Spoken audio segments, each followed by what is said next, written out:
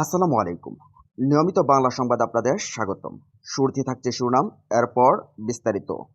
PRO level playing field ছাড়া নির্বাচন সুষ্ঠু হওয়ার সম্ভাবনা নেই, বলছেন জামায়াত নেতা। এদিকে অবাধ ও সুষ্ঠু নির্বাচন এখনও নিশ্চিত নয়, বলছেন বিএনপির সিনিয়র যুগ্ম মহাসচিব রুহুল কবির রেজভী।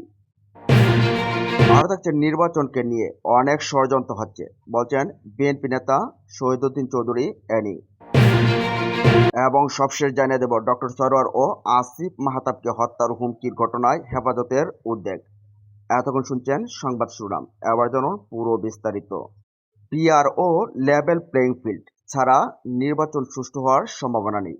আইনশৃঙ্খলা পরিস্থিতি উন্নয়ন ও সংস্কার নিশ্চিত না করে জাতীয় নির্বাচনে গেলে ভোটের পরিবেশ সুষ্ঠু হওয়ার সম্ভাবনা দেখছেন না বাংলাদেশ জামায়াত ইসলামীর কেন্দ্রীয় কর্মপরিষদ সদস্য ও ঢাকা ৮ আসনের জামায়াত মনোনীত সংসদ সদস্য পদপ্রার্থী advocate doctor Helal Uddin.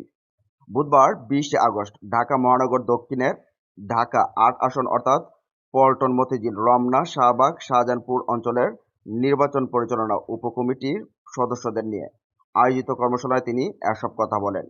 Doctor Helal Uddin বলেন, বর্তমান আইন শৃঙ্খলা পরিস্থিতিতে নির্বাচনের কোনো পরিবেশ নেই। এই সরকার সুষ্ঠু ও নিরপেক্ষ নির্বাচন করতে পারবে বলে জনগণ বিশ্বাস করে না। তিনি বলেন, একটি অবাধ ও সুষ্ঠু নিরপেক্ষ অংশগ্রহণমূলক ও বিশ্বাসযোগ্য নির্বাচন ব্যতীত প্রহসনের কোনো নির্বাচন বিশ্ব সম্প্রদায়ও গ্রহণ করবে না। আগামী জাতীয় সংসদ নির্বাচন বাংলাদেশের ইতিহাসে এক ঐতিহাসিক নির্বাচন। এই নির্বাচনের গ্রহণযোগ্যতার জন্য এবং দেশি বিদেশি স্বীকৃতি ও সমর্থনের জন্য অবশ্যই নির্বাচনের আগে সকল দলের ও সকল প্রার্থীদের জন্য সমান সুযোগ সুবিধার নিরাপত্তা নিশ্চিত করতে হবে। তিনি আরও বলেন, পিআর ও লেভেল প্লেইং ফিল্ড নিশ্চিত না করে জাতীয় নির্বাচন দিলে নির্বাচন সুষ্ঠু হওয়ার সম্ভাবনা নেই। সেই সঙ্গে প্রার্থীদের পাশাপাশি ভোটারদেরও নিরাপত্তা বিঘ্ন ঘটতে পারে। এভাবে প্রহসনের নির্বাচন অতীতেও এদেশের জনগণ মেনে নেয়নি, আগামীতেও মেনে নেবে না। তিনি আরও বলেন, অন্তর্বর্তীকালীন সরকার জাতিকে একটি বিশ্বাসযোগ্য, অবাধ, সুষ্ঠু ও নিরপেক্ষ নির্বাচন উপহার দিতে না পারলে সরকারকে জবাবদিহিতা করতে হবে। জনগণ তাদের সহজেই ছাড় দেবে না বলে মনে হয় না। পিআর পদ্ধতি নির্বাচন প্রসঙ্গে হেলাল উদ্দিন বলেন, দেশের ৭১% জনগণ পিআর পদ্ধতিতে নির্বাচন চাইলেও অদৃশ্য কোনো শক্তির কারণে কিংবা চাপে সরকার পিআর পদ্ধতিতে নির্বাচনের সিদ্ধান্ত নিচ্ছেন না। অনতিবিলম্বে পিআর পদ্ধতিতে নির্বাচনের ঘোষণা দিতে হবে। তিনি উপস্থিত দায়িত্বশীলদের জনগণের আশা আকাঙ্ক্ষার নতুন বাংলাদেশ গড়তে অতীতের মতো ঐক্যবদ্ধ ভূমিকা রাখার আহ্বান জানান। এদিকে অবাধ ও সুষ্ঠু নির্বাচন এখনও নিশ্চিত নয়, গণতন্ত্র পুনরুদ্ধার হয়নি এবং অবাধ ও সুষ্ঠু নির্বাচন এখনও নিশ্চিত নয় বলে মন্তব্য করেছেন বিএনপির জ্যেষ্ঠ যুগ্ম মহাসচিব অ্যাডভোকেট রুহুল কবির রেজভী। বুধবার ২০ আগস্ট দুপুরে রাজধানীর নয়াপল্টনে বিএনপির কেন্দ্রীয় কার্যালয়ে এক সংবাদ সম্মেলনে একথা বলেন রেজভী।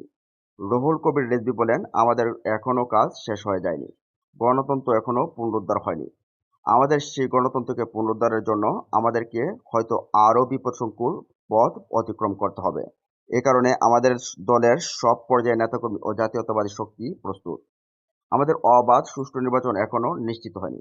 আমরা নানা ধরনের চক্রান্তের কথা শুনি, নানা ধরনের মাস্টার প্ল্যানের কথা শুনি। রুহুল কবির রিজভী আরও বলেন, ছাত্র জনতার আন্দোলনের ধারাবাহিকতায় বিএনপির ভারপ্রাপ্ত চেয়ারম্যান তারেক রহমান আন্দোলনকে সুসংগঠিত করেছেন। তবে গণতন্ত্র এখনও পুনরুদ্ধার হয়নি, এজন্য আরও কঠিন পথ অতিক্রম করতে হবে। বিএনপি নেতা রিজভী বলেন, বাকশালের অন্ধকার অঞ্চল থেকে আলোকিত বহুদলীয় গণতন্ত্র পুনঃপ্রতিষ্ঠা ও সংবাদপত্রের স্বাধীনতা নিশ্চিত করেছিলেন শহীদ রাষ্ট্রপতি জিয়াউর রহমান। জাতীয় ও আন্তর্জাতিক চক্রান্তে ১৯৮১ সালের ৩০শে মে চট্টগ্রামের সার্কিট হাউসে তাকে নির্মমভাবে হত্যা করা হয়। এত অল্প সময়ে তিনি মানুষকে দিয়েছিলেন নিরাপত্তা, স্বস্তি ও বেঁচে থাকার নিশ্চয়তা, কিন্তু তা চক্রান্তকারীরা সহ্য করতে পারেনি, তাই তাকে হত্যা করা হয়। বিএনপির এই নেতা বলেন, এই দেশকে আবারও ষড়যন্ত্রের অন্ধগলিতে ঠেলে দেওয়া হয়েছে। ১৬ বছর ধরে ৭৫ সালের পতিত ফ্যাসিবাদ নতুন রূপে ক্ষমতাসীন হয়েছে।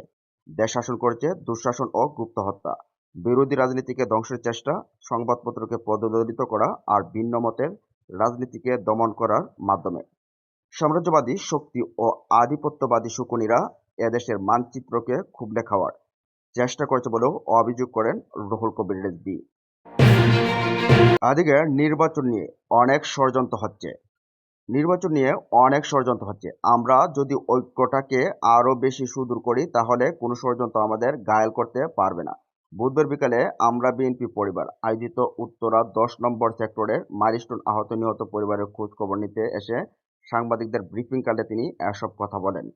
বিএনপির কেন্দ্রীয় কমিটির যুগ্ম মহাসচিব শহীদউদ্দিন চৌধুরী এনি তিনি বলেন, নির্বাচন নিয়ে অনেক ষড়যন্ত্র হচ্ছে, দেশের গণতন্ত্র নষ্ট করার জন্য ষড়যন্ত্র হচ্ছে। আপনাদের সবাইকে সজাগ থাকতে হবে, সতর্ক থাকতে হবে।